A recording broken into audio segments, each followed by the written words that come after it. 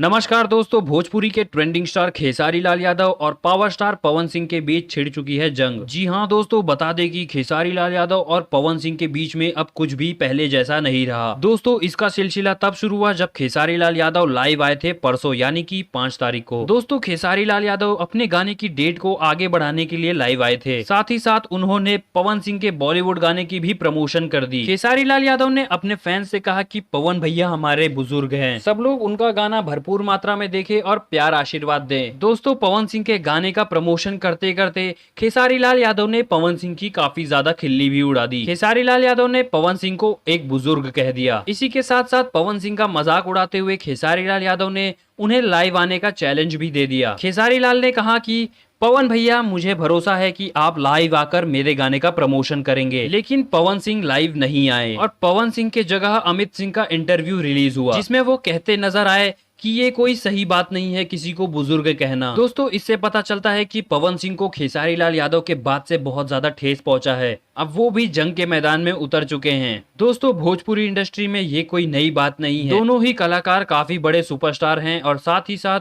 उनके ऊपर जिम्मेदारी है कि भोजपुरी इंडस्ट्री को आगे बढ़ाएं। तो दोस्तों, आपको क्या लगता है, कौन सही है और कौन गलत? बताइए हमारे कमेंट बॉक्स में। साथ ही चैनल को सब्सक्राइब करके बेल आइकन दबा दीजिए। देखते रहिए हम भोजपुरिया। नमस्कार।